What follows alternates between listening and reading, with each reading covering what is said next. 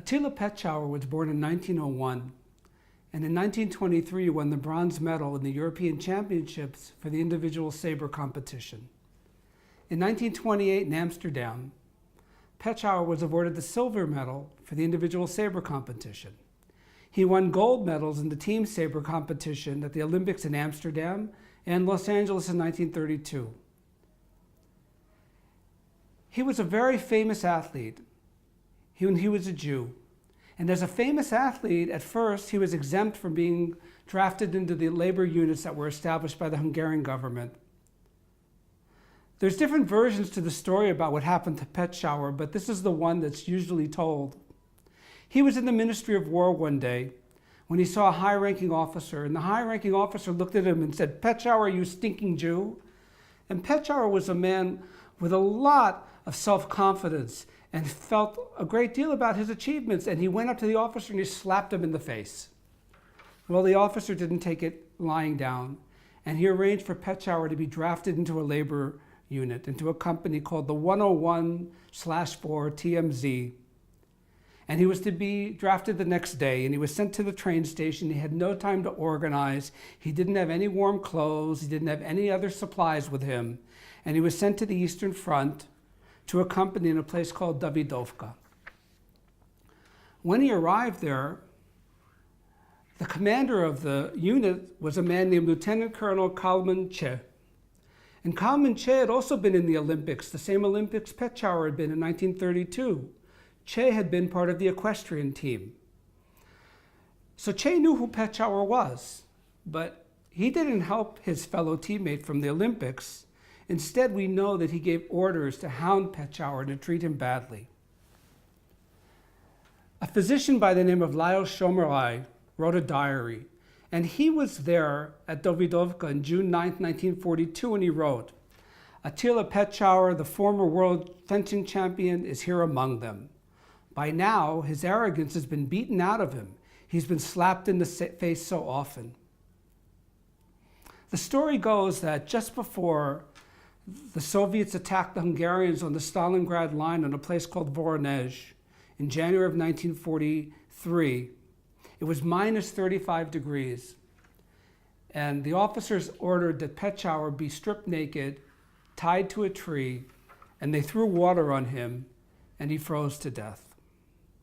Actually, according to the official Hungarian records, that's not how he died.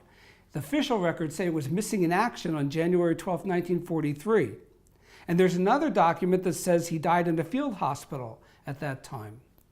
We can't know which is the exact true story, although it seems from other records that we have that it could be that the official record's not really all that accurate, and that the story about how Petschauer died at the hands of Shomerai and those who worked under him is probably more true to the reality. We do know, however, that Petschauer was treated very badly, and we have Shomerai's diary to tell us that. The establishment of a labor service for men in Hungary began as Hungary was starting to gear up towards the war in 1939. And the idea of having laborers attached to the military wasn't really a new idea. But as they were thinking about the coming war in 1939, they started to reorganize the armed forces. And they decided that they had to expand the idea of labor. And they came to the decision that those men who they felt were not up to defending Hungary, that they were not worthy of defending Hungary, should be put in labor services. So there was a decree signed on May 12, 1939 by the Prime Minister Paul Teleki establishing this new version of the service. And men who were considered to be unable to fight for Hungary, not worthy of fighting Hungary, were to be brought into it. And very quickly, by definition, Jews were said to be unworthy of fighting for Hungary. And by August of 1941, Jews who were drafted into the Hungarian military were only drafted into the labor service system. They were no longer drafted into other military units where they had served in the past. And then Jews who had been officers beforehand in the regular military were stripped of their ranks, and they too were transferred into labor service units, and slowly the men of anywhere in the army were transferred into labor service units. So again, by 1941 in August, Jews would only be serving in the labor service. Now, they weren't the only ones to serve in the labor service. There were others who the Hungarian government at the time and the military at the time considered to be unworthy of bearing arms. But they were the biggest group that were brought into the labor service. Even after all this happened, there were some exceptions, and Jews with very special skills, a few Jews were allowed to serve in other units, particularly drivers and mechanics, because at the time, Hungary was missing men who knew how to drive and men who knew how to fix automobiles. So actually, some of them continued serving in regular units for a while. When Hungary invaded the Soviet Union, soon after the Germans invaded in the summer of 1941, the Hungarian army went into the Soviet Union and stayed there for several months, and by the end of the year, most of it was brought back. And the big push of sending Hungarian troops into the Soviet Union was in 1942 in the spring. And they entered the Ukraine and Belarus and parts of Russia. Beginning in April of 1942, over 200,000 troops were sent to the front, to the Eastern Front. And at the end of 1942, there were already 250,000, 250,000 Hungarian troops in Russia. And among them, there were between 40 and 45,000 men of the labor service system. Generally, these men who served were from the ages of 18 to 42. But we have records here at Yad Vashem. These are records of the men who were either killed while they were serving in the labor service on the Eastern Front or who went missing in action. And we have about 33,000 cards and a card index about them. And even though most of the men were between 18 and 42, we know from the card index that the oldest casualty reported was born on November 11th, 1871 in Budapest, and his name was Josef Weiss. And we know from the card index that he was killed on November 6, 1942 in a place called Volatova near the Don River, just northeast of a place called Novi Oskol. And it was just 5 days before his 71st birthday, meaning he was a 71-year-old man. Most of the companies had 212 laborers and then a handful of Hungarians who could be officers, junior officers, non-commissioned officers, and even privates who were in charge of them. From the spring of 1942 onward, the men in the labor units did not receive uniforms. They only received a cap, an armband, and sometimes boots. If they were Jewish, their armband was yellow. If they were Christians but of a Jewish background, their armbands were white. And then others received other colors. But again, most of these men were Jews, most of them with the yellow armbands. We know that 80% of the Jewish forced laborers sent to the Eastern Front never came home. They either died or were found to be missing in action, and never survived and never returned home. So the question is, why did a service that was set up to perform labor for the army become so deadly? Why did this happen? And I guess also to say something else here, this was for all men from Hungary, including the areas that were taken and incorporated into Hungary during the beginning of the war years. And that includes Carpatho Rus. And the men of Carpatho Rus served in these units just as did men from all over Hungary, from the provinces, from Budapest, from any other territory within them. And any of them who reached the Eastern Front really had the same fate. They were treated, once they were there was no difference really. The only real difference you can talk about for some of them is that the men from Carpatho Rus had a language difference. Some of them spoke Yiddish, and some of them knew Ruthenian or Ukrainian and were able actually to communicate better when they were on the Eastern Front with the locals. But other than that, really their fate is very much that of everyone else. So again, why did the service become so deadly? Well, the first thing we have to look to is to the war itself and the brutality of the war. It was a horribly brutal war on the Eastern Front with tremendous casualties. We know that the Battle of Voronezh, which began on the night between January 12th and 13th, 1943, was a tremendous defeat for the Hungarian forces who were standing on the Stalingrad line. Of course, the Germans were in Stalingrad, and then along the line, all the way through Voronezh, there was Romanians and Italians and Hungarians, and actually they put the Italians between the Romanians and the Hungarians because they didn't want them to fight one another. And the Hungarians were holding the line near Voronezh. And the Soviets began their big counterattack on that night between January 12th and the 13th, and it continued until January 30th, And the Hungarian forces were devastated. They had 80,000 casualties. 80,000 casualties, men who were injured, missing, or killed during the fighting. And just to add a little piece of understanding that, 5,000 horses were killed. It says something about what's going on, this horrible fighting that's happening in Voronezh. And it was a tremendous, tremendous loss for the Hungarians. And the brutality you can see in that kind of fighting gets clear when you have such loss over the course of about 2 weeks of fighting. And then there's the general brutality of being on the Eastern Front that we could talk about. And the general brutality certainly caused a breakdown in morality on many people, and it caused a breakdown in military command as well. And that also has something to do with why so many of the Hungarian Jewish forced laborers ended up dying. The breakdown was also important regarding how the Nazis went about with their murder operations. We know that as well, and we know from other books, not about the Hungarian Jews, but just about the Eastern Front, like Wendy Lower's very important book called The Furies, which is about how German women who ended up going to the Eastern Front with their husbands who had all kinds of jobs there also became deeply brutalized and often became involved in murder themselves. So brutalization of the war is a very important factor. The attitude of the Hungarian commanders towards their men, again, was generally very brutal, although there were some who were very different, and we'll talk about them as well. Vilmos Nachbani Nagy was the Minister of Defense from September 1942 to June 1943, and he really tried to improve the lot of the forced laborers. And he ordered on 19th of December 1942 that they be treated no worse than other soldiers. For this, eventually, he was honored as a righteous among the nations in December 1965. And a few others also became righteous among the nations, among the Hungarian military hierarchy, and I'll talk a little bit more about a few of them in a few minutes. But most of the surviving forced laborers remember not these good men, but they remember the great brutality of many of the Hungarian officers under whom they served, and the non-commissioned officers and the regular soldiers. In his autobiography, Bharat Endre says the following about the lieutenant that was in charge of his company, which was the 101/38.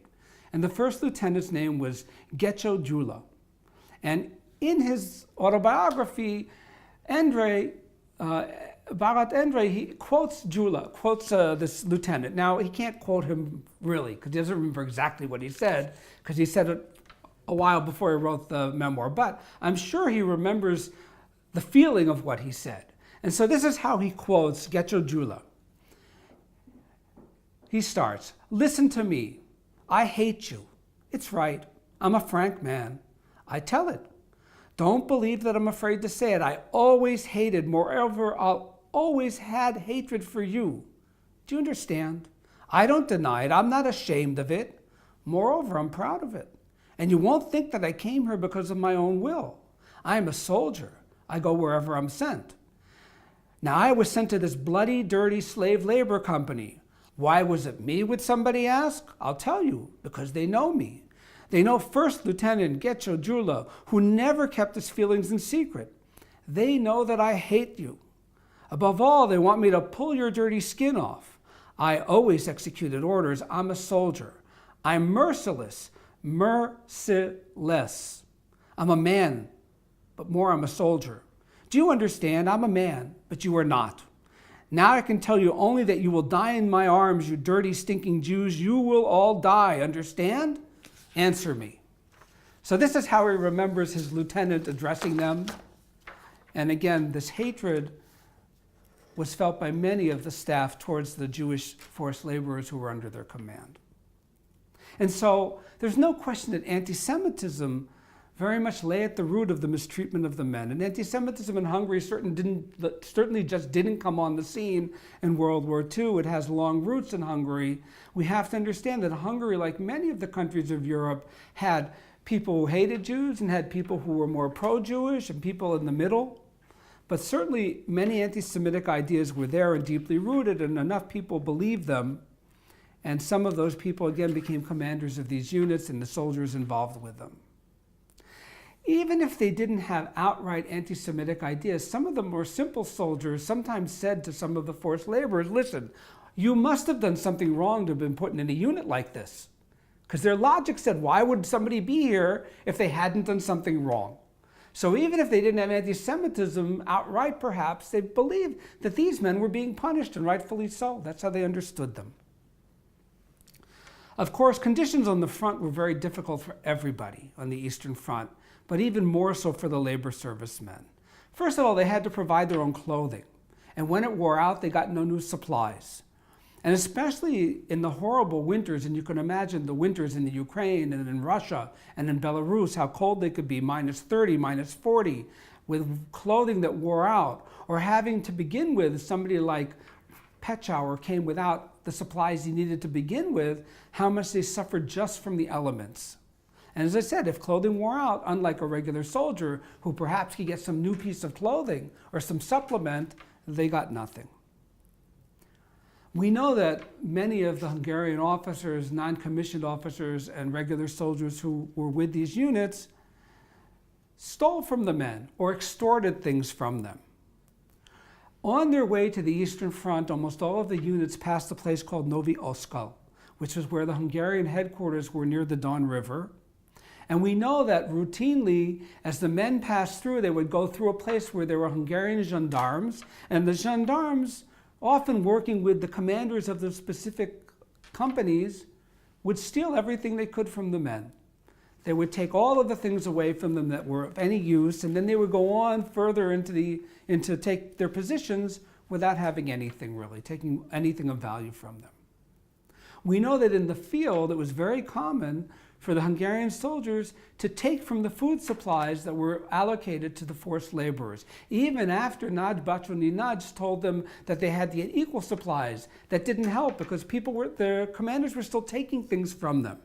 In fact, one of the most common things was that they would take the supplies from the Jewish forced laborers and then sell them back to them.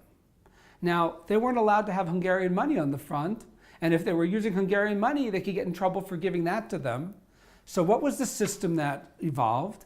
That they would write IOUs, checks, pieces of paper that said, I owe you so much money.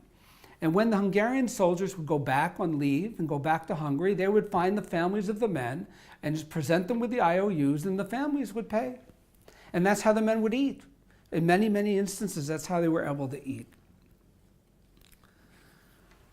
The forced laborers often were housed in the worst places, really with no protection from the elements. And again, you can imagine, especially in the cold, but also in the middle of the summer in the heat, really nothing to protect them from the elements. When they were lucky, they were put in barns. The barns, of course, were meant for animals, not for human beings, and there often leaked water, and they certainly leaked wind and snow in the winter. They weren't heated. Sometimes they simply were made to make dugouts, to dig out the earth, and that would be where they would stay. It was very hard for the men to stay clean because they were in these terrible conditions. And so practicing minimum hygiene was very difficult, and that meant that it was very easy to get sick. There was problems of dysentery, lice, and typhus, which plagued all kinds of people on the Eastern Front, but particularly struck the forced laborers because of the way they were being treated. The men were sent to perform labor. And the labor was not supposed to be easy labor. It was things like cutting trees and repairing roads and removing snow in the winter, burying the dead in all weather. They would have to bring food to the most foremost positions of the front, right where the fighting was taking place, although they didn't have weapons or anything else or anything to protect them.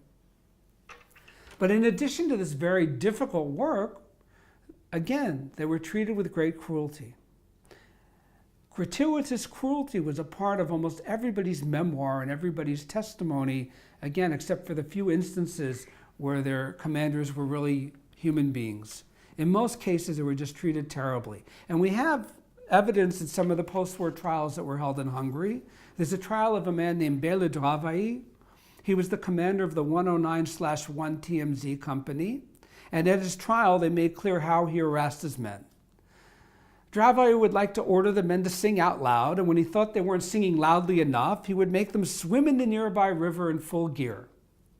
In the winter, could you imagine what it means to go into the river? If it's thawed enough, you go in, but then at night it goes under freezing again and you're wet. In the winter, he liked to call for drills, especially in the middle of the night. And so the men who were exhausted from their work would have to get up and come out, usually barefoot, as fast as they could, in this freezing cold, only wearing whatever they were sleeping in, and stand outside in the Arctic cold. We know from Dravai that men who were suffering from frostbite and asked to be put on silk call would often be responded to by Dravai being hit in the limb that was suffering from frostbite, and it's hard to imagine how much it must have hurt. He was so notorious for hitting his men in the face just below their eyes that his company came to be known as the Black-Eyed Company. And then on Sundays, just for a little extra fun, he would like to hang his men. What do I mean, hang them? There was an old Hungarian punishment of hanging men by tying their hands behind their backs and then hanging them from their wrists in such a way that their shoulders would basically come out, and tying up their feet also as well. And so this is what he would like to do, and then have everybody watch. And of course, the person who was tortured this way was hurt very badly, and they were expected to go back to work when they had to go back to work. So that was Dravai, and that's what came up in his trial. We also know that one of the hardest things for some of the forced laborers was when they were asked to pull wagons. It wasn't that they were asked to pull wagons that was so hard for them, but they were asked to do it in place of the horses. And the horses were standing around, and they were made to pull the wagons. And it was so dehumanizing for them that many of them write about this in their memoirs and testimonies as well. So again, it wasn't just cruel, it was deeply humiliating. Again, this treatment can go on and on. There are so many horrible things that were done to them, which are really beyond our imagination, but which come up in the memoirs and the testimonies. One of the most dangerous jobs that the men had, of course, was to bring supplies to the Hungarian soldiers in the most forward line, which meant that they had to crawl up to the forward line and bring them food under fire from the Russians on the one side, sometimes from the Hungarians on the other side, and even worse than that for some was when they were made to lay the barbed wire in the most forward positions. And we know that the Russians were shooting at the Hungarians, but we also know some of the Hungarian soldiers used to like to shoot at the forced laborers just for fun. So it was a very dangerous situation. They also had to go to those forward lines to retrieve the dead, to bring water, and to do other things. Again, just a very dangerous situation. In addition to all of this, there was outright murder that went on. We know that from an anonymous complaint sent to the Ministry of Defense about some of the things that were happening. For example, in the 105/4 unit, Lieutenant George Kowski was in charge, and he frankly admitted that he shot a number of forced laborers. He said that until the beginning of October, he was responsible for 96 of them, and he shot 30 of them personally. And the way he would do it, he would say, look, he would send out a forced laborer with a soldier to a village to buy food, and where nobody could see them, the soldier would be shot by the Hungarian who was accompanying them. And then they would write down that he was shot trying to escape. And so it was legal, as it were. One of the things that comes up in many of the memoirs and testimonies is the use of the forced laborers as human minesweepers. Of course, laying mines was part of what happened on the Eastern Front, as it did in many places where the war was fought. And one of the ways that the Hungarians decided to make it safe for their soldiers to march was to put ahead of them a group of forced laborers to clear the mines. Of course, they weren't clearing the mines with the equipment that minesweepers use. They were given a stick, and they were given almost no instructions, and they were told to walk ahead and poke with a stick. And of course, that meant that many, many of them stepped on mines and then lost their lives or limbs in doing this. There's one chapter in the story of the forced laborers on the Eastern Front that stands out, and that happened at a place called Doroshice. It became a dumping ground for men who were sick with typhus. And in April of 1943, about 600 forced laborers who were sick with typhus were sent to Doroshice, and they were put inside of a barn. And the barn was sealed tight. And then the Hungarians set fire to the barn. And as men tried to flee from the barn, they shot them with machine guns. It's estimated that about 400 forced laborers were killed in that incident. And some of the witnesses somehow managed to survive and could tell us about it. One of the things that stands out about what happened to the forced laborers on the Eastern Front is that they were being persecuted by people who knew them. There were some units actually which were set up in the hometown of the people, and the forced laborers came from the town in the area, and so did some of the Hungarian staff, which meant they could have known each other beforehand very easily.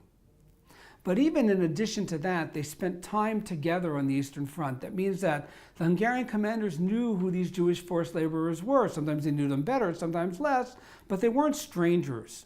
And certainly the Jewish forced laborers knew some of these commanders, and again, depending on who they were, more or less, but they weren't strangers. And it's very different from what we usually think about in the Holocaust, because we tend to think about the murder as being very anonymous.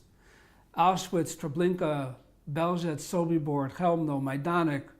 These are all extermination camps where the Jews being murdered were unknown. In Auschwitz, they were given numbers. In the other places, they weren't necessarily given numbers, but they were just killed anonymously. And even in the shootings that happened in the Eastern Front, where the Einsatzgruppen of the SS and other units were shooting Jews from the summer of 1941 onward, this is anonymous mass murder most of the time.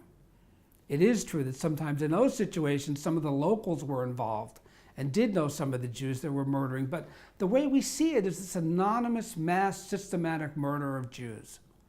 But that's not what this situation is. These Hungarian Jewish forced laborers and the men who are torturing them to death and sometimes actually killing them outright knew them. And so it makes you think a lot about it. It reminds us of other situations in the Holocaust where neighbors rose against neighbors, things that are much discussed today in the literature, like what was happening in places like Jedwabno in Poland, where the neighbors attacked their Jewish neighbors. Here, too, we have something that maybe we would call intimacy, as the opposite of being anonymous, meaning that people who knew each other. And it puts the murder in a different light when you think about that. It's not anonymous, that the murderers knew those whom they were murdering. It makes it look different somehow to us. Not that the other one's good, obviously it's horrible, but there's something even more to this when they know the victims and know who they are. They know the name of the person they're killing. Maybe they know quite a bit about the person as well. So if a main explanation that we talk about the Holocaust and why it happens is the Jews are the other, they're somebody different, they're not part of us, then we have a situation with the forced laborers here and in some others in the Holocaust where we can talk about the Jew who we know, but he still remains the other. You know his name, you know where he comes from, maybe you know his profession, you know a number of things about him, but he's still the other. Knowing somebody in a certain way doesn't mean he stops becoming the other. That's one of the things that this situation teaches us about what was going on in the Holocaust. If I gave you lots of examples, a number of examples about the horrible, brutal cruelty, the deadly cruelty that was happening on the Eastern Front, and tried to explain it because of all of this, we also have to understand that there were flickers of humanity, and that comes up in the testimonies and the memoirs as well.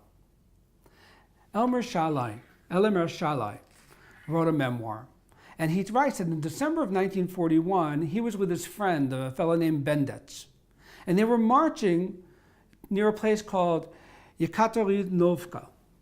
And they were with 10 other forced laborers, but they were in such shape they weren't able to keep up, and they got separated from them, and they were all walking more towards the front line.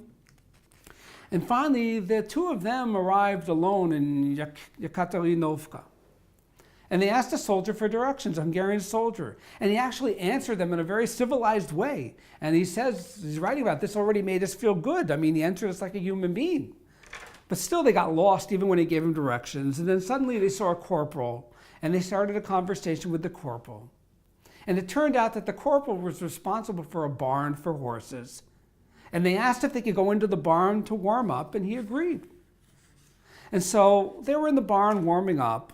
And then after they warmed up a little bit, they left the barn, and suddenly they saw some soldiers carrying food out of a large building, which they then realized was a hospital.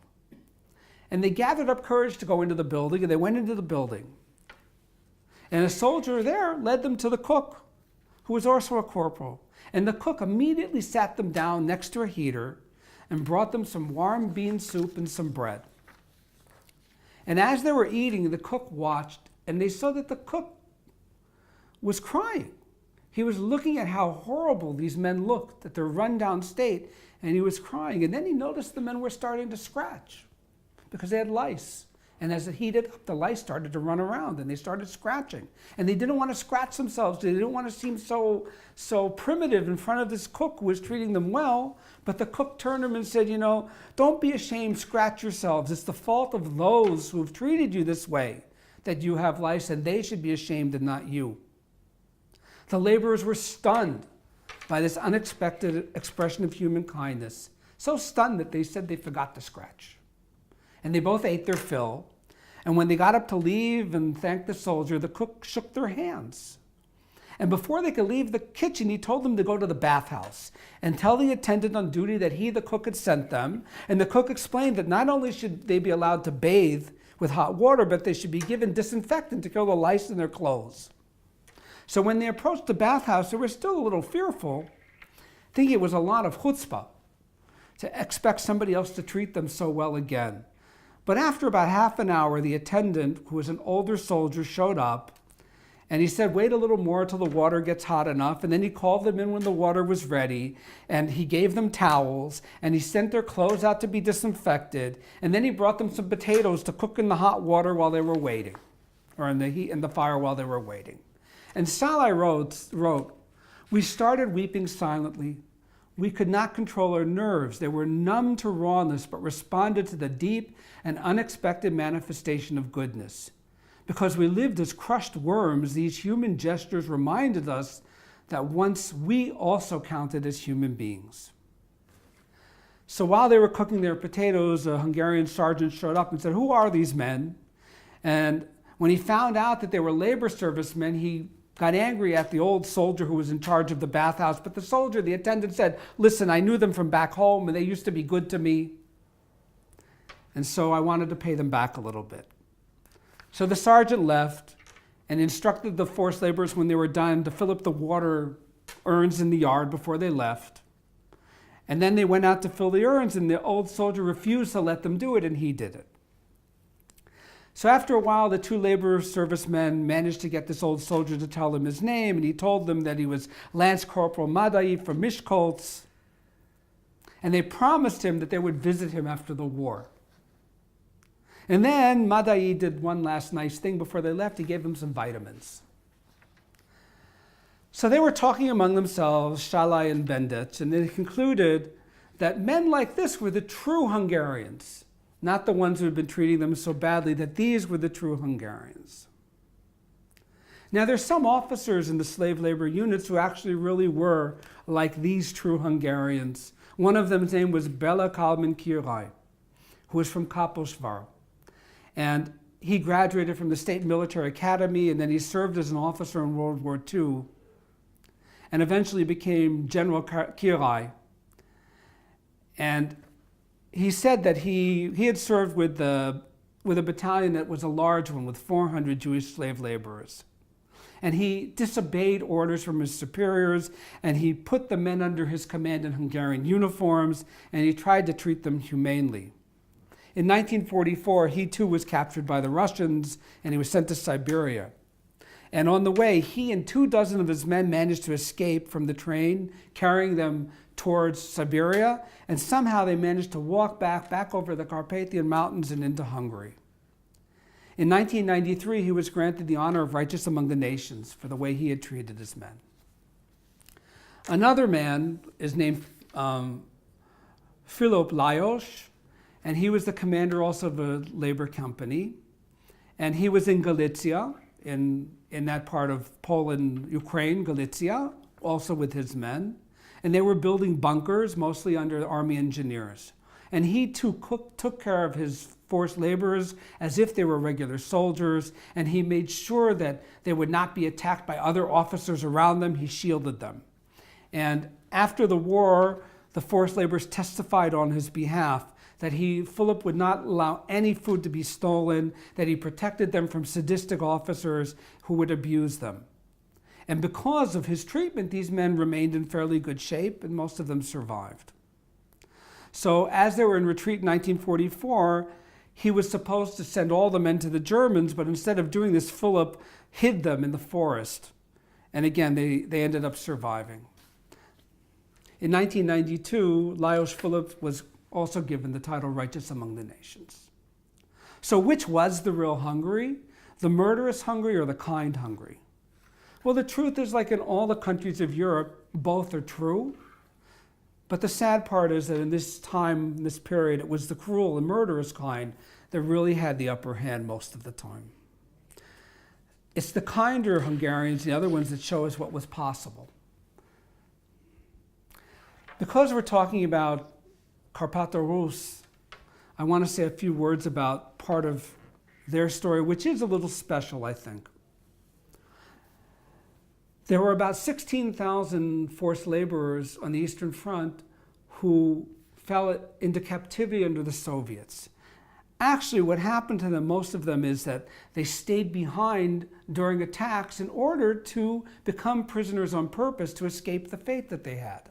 We already know during the Battle of Voronezh and its aftermath that a great many did this. And again, in the summer of 1944, when the Hungarians and the Germans and the others were being pushed out of Soviet territory back over the hills, back towards Hungary, in the Hungarian case, that some of them also stayed behind at this point as well, with all the chaos in the retreat trying to be taken.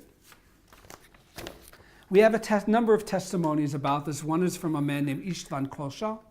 He was in the 401 KMSZ company. And he talks about how he went over to the Soviets at the time of the Voronezh battle in January of 1943. And he talks about, again, the chaos. Everybody was in chaos. And when they passed his work detail on a hill, they came under fire of the Soviets and took cover. And suddenly 4 Soviets appeared, meaning they stayed behind on purpose. They didn't retreat. And the labor men cried out, "Don't shoot us." And they said how happy they were to see the Soviets. And the Soviets allowed them to smoke and took them into captivity. And in the end, Kósa spent 2 years as a prisoner of war. Because the Soviets taking these Hungarian forced laborers, these Jewish forced laborers, regarded them like soldiers, like Hungarian soldiers. And they saw them as part of the army that had attacked them. And they didn't care that they were Jews who were being treated horribly. For them, they were invaders. And so many of them ended up being treated like all those who became prisoners of war. The conditions were terrible. They didn't have any place to stay, really. They were out in the open. They didn't have enough food because the Soviets were so unprepared to take so many prisoners as they did in January and February of 1943, for example. And many died in those early weeks afterwards from the conditions. Then they began being processed. And we know the story of many of them that because they somehow encountered a Jewish officer or a Jewish doctor or a Jewish nurse somewhere, somebody listened to them and started treating them a little bit better, and this gave them the advantage they needed to survive. Still, out of 16,000 of these men, less than 4,000 survived. And one of the ways some of them survived is what's so particular to the men from Karpato Rus. The Czechoslovak government in exile and the Soviets, the Communist part, and the Soviets agreed to set up an armed force of former Czechoslovaks under a general named Svoboda. And it came to be known as Svoboda's army. And so anybody who was from Czechoslovakia, men who were now in the Soviet Union, who had fled there in some way, could try to join Svoboda's army. And it was also allowed for Hungarian Jewish men who became prisoners of war, but who came from Karpato Rus to join Svoboda's army. And we know that eventually about 3,500 men all told fought with the brigade, but there was a lot of losses. And by 1944, it only had about 1,800 men. And they fought from December 43 until May 44, and its main role in the end was in the liberation of Prague. It's estimated that about 300 forced laborers from Karpato Rus served in Svoboda's army. So that was something very special. That's really a story that only has to do with the Jews of Karpato Rus.